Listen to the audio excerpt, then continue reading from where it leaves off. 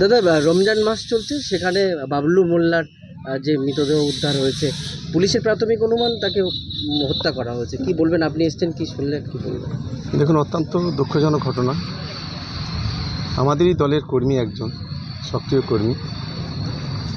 গতকাল যে ঘটনা ঘটেছে, আমরা খুবই শোকাহত।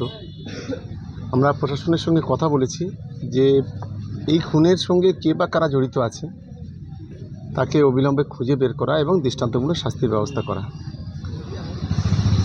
এটাই পুলিশ প্রশাসনের সঙ্গে আমাদের কথা হয়েছে। অন্য কোনো রাজনৈতিক কিছু বলতে পারছেন? দেখুন, এখনও পর্যন্ত পুলিশ ইনভেস্টিগেশন চলছে।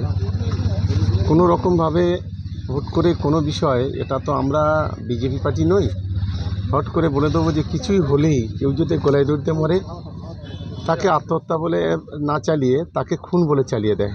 আমরা এটাতে বিশ্বাস করি না। কারণ আমরা মনে করি যতক্ষণ না পর্যন্ত এই ইনভেস্টিগেশনটা সঠিক পর্যায়ে পৌঁছাচ্ছে ততক্ষণ কোনো রাজনৈতিক খুন বা রাজনৈতিক হত্যা এটা আমরা বলতে পারি না। পুলিশের কাছে কি দাবি করছেন? প্রশাসনের কাছে এইটুকু আমরা আবেদন করেছি যে এটাকে সঠিকভাবে ইনভেস্টিগেট করে এর সঠিক তথ্য খুঁজে বের করা। আমি কলকাতা পুলিশকে ধন্যবাদ জানাবো। ইতিমধ্যে এআরএস থেকে, ডিডি থেকে শুরু করে, পুলিশ কুকুর থেকে শুরু করে, এখানকার যে পোলেরহাট থানার অফিসার ইনচার্জ তিনি, বা এখানে যারা ডিসি সাহেব, এসি সাহেবরা আছেন, সবাই এখানে এসেছিলেন।